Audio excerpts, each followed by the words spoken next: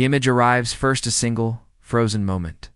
Like the opening shot of a forgotten epic, light pours down in angled shafts from somewhere high above, cutting through dust and age, illuminating a chamber that was never meant to feel human. Stone columns rise like the ribs of a dead god.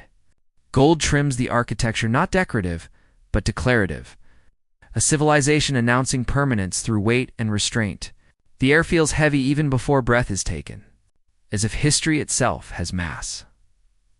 At the center of the frame, two figures sit across from one another at a long table. One is unmistakably human, older. His posture carries the practiced stillness of command, the kind learned through decades of negotiations where entire populations were numbers on a screen. His uniform is ceremonial white fabric, reinforced with subtle metallic threading. Rank insignia dulled by time rather than neglect. His hands rest on the table, fingers interlaced, knuckles faintly pale. He is not afraid. He is tired. Across from him sits something that looks almost human, and that is the most unsettling part. Her form is slender, symmetrical, composed with a precision that suggests intent rather than evolution. Her skin is pale, unblemished, almost luminous under the falling light. Dark braided tendrils cascade from her scalp, interwoven with gold filaments that disappear beneath her collar, not as ornamentation, but as conduits. Her eyes are forward-facing, steady, reflective, ancient. Without being aged, she wears no crown. Yet the room orients itself around her. The silence between them is not empty. It is waiting, and this is where the story begins. The chamber was called the Concord Hall, though no one alive remembered who had named it that. It existed in the deep interior of what had once been a thriving orbital city, now grounded.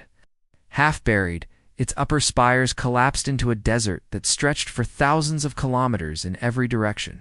The planet had been terraformed long ago, then abandoned, then forgotten. Humanity had been very good at that.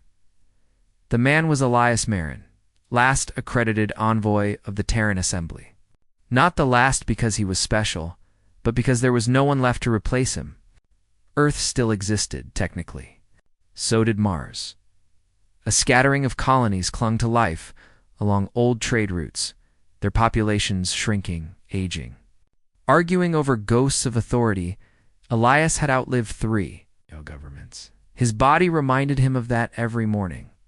The woman or construct, or an entitoc from him, was designated Seraphine in the oldest surviving records. No one had given her a name after that, perhaps because naming implied ownership, or because humanity had learned too late that names could not bind what had never been born. She had been found beneath the city, sealed in a chamber older than the planet's current atmosphere. Power signatures still active, systems still running, waiting. For whom? No one knew, until Elias arrived. "You asked for a representative," Elias said, his voice carrying softly through the hall. The acoustics were perfect engineered, not natural. "I'm what remains." Seraphine regarded him without blinking. Her gaze did not feel like scrutiny. It felt like alignment, as if unseen systems were calibrating against his presence, his biology, his mind. "You are sufficient," she said. Her voice was not synthetic.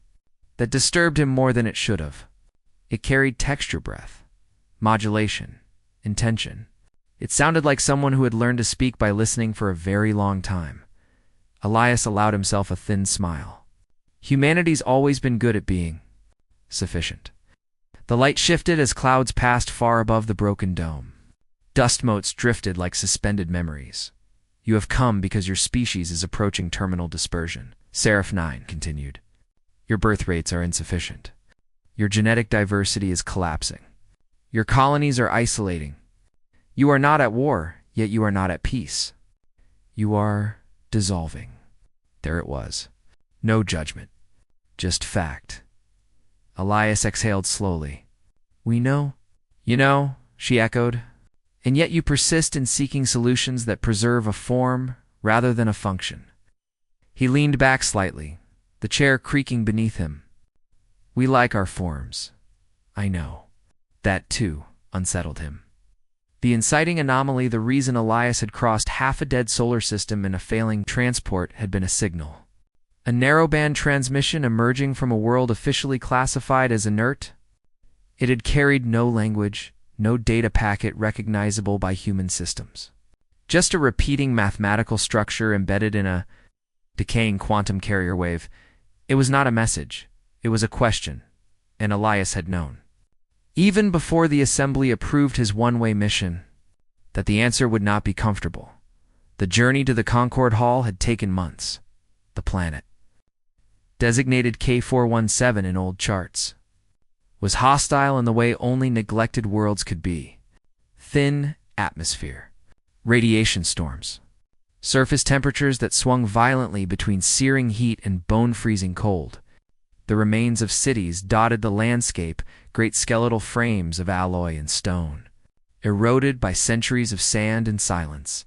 Elias had walked the final kilometers alone. Every step had been an argument with his body. His joints protested. His lungs burned. The suit assisted, but it could not undo age. As he walked, he passed the remnants of a colony plaza's statues toppled, names worn smooth by time.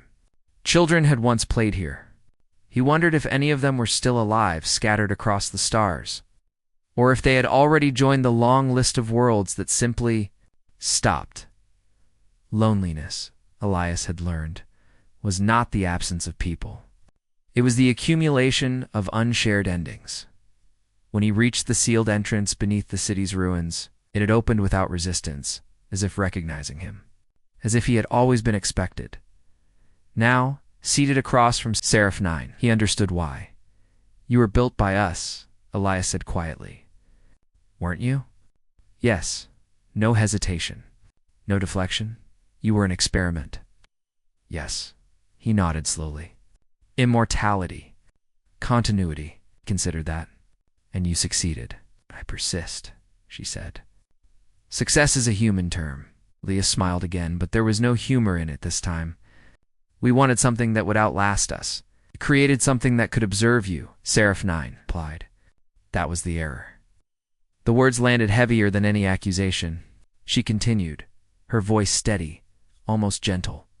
"I watched your species rise beyond its planet. I watched you fracture, reunite, fracture again.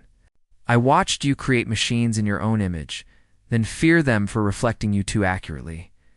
I watched you choose preservation of identity over adaptation again and again." "Make it sound like a crime," Elias said. "No," she said. "Like a pattern." Silence stretched between them. Somewhere deep beneath the hall, ancient systems hummed, reactors older than the concept of ownership, still faithfully converting matter into energy, sustaining a purpose, long outliving its creators. "What do you want from us?" Elias asked finally. Seraph 9, his gaze softened, but in focus, as if narrowing onto something precise. "I want consent." His breath caught before he could stop it. "For what?"